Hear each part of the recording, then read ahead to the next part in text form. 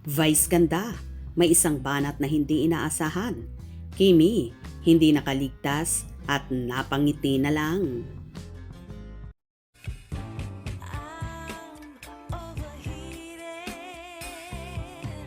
can hardly sleep at night, doing crazy dreaming.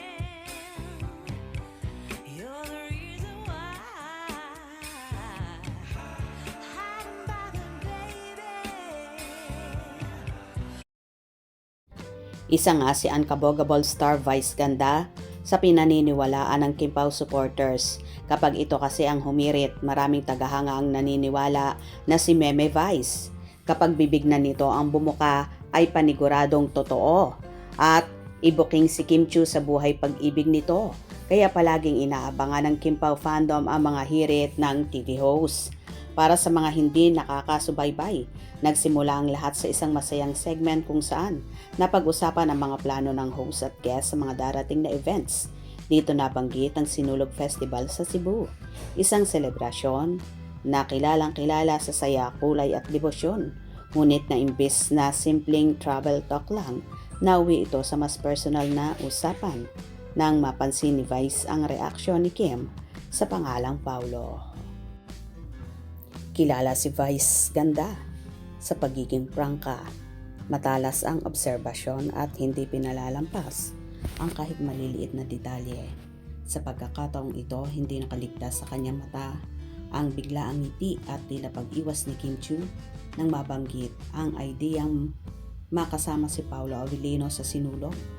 Sa isang iglap, binitawan ni Vice ang linyang ikinagulat ng lahat. Isang birong may halong katotohanan na agad namang sinabayan ng hiyawan ng audience.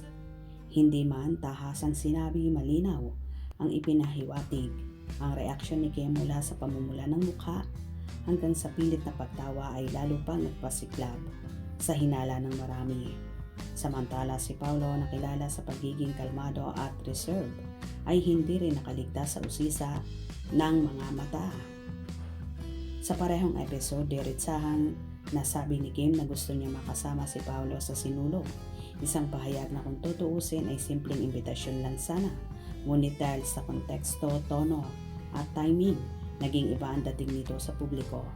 Para sa fans ito, isang malinaw na senyales ng pagiging komportable at espesyal ng kanilang samahan. Ang sinulog ay hindi lang basta fiesta. Para sa maraming Pilipino, ito ay simbolo ng pasasalamat at panata.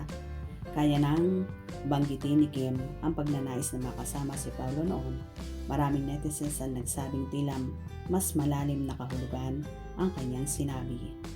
Kung may isang bagay na consistent kay Paolo Avellino, yun ang kanyang pagiging tahimik. Pagdating sa personal na buhay, hindi siya mahilig magpaliwanag o magbigay ng detalye, kaya naman lalo siyang nagiging misteryoso. Sa showtime moment na yon, hindi man siya nagsalita ng mahaba, sapat na ang kanyang mga kilos. Isang ngiti, isang tingin para mag-ingay ang social media. Para sa ilang manonood, ang hindi pagtanggi ni Paulo ay isang uri na rin ng sagot. Para naman sa iba, ito ay simpleng pakikisama lang sa biruan. Ngunit sa mundo ng showbiz, alam ng lahat na minsan ang katahimikan ay malakas pa sa salita. Hindi itong unang beses na si Vice ay naging mitya ng revelasyong ganito sa It's Showtime. Sa kanyang natural na pagiging observant, madalas niyang nabubuking ang mga bagay na hindi sinasadya ng mga involved. Sa kaso ng Kim Pao, maraming fans ang nagsasabing si Vice ang nagsisilbing boses ng publiko, nagtatanong ng mga tanong na gusto ng lahat na masagot.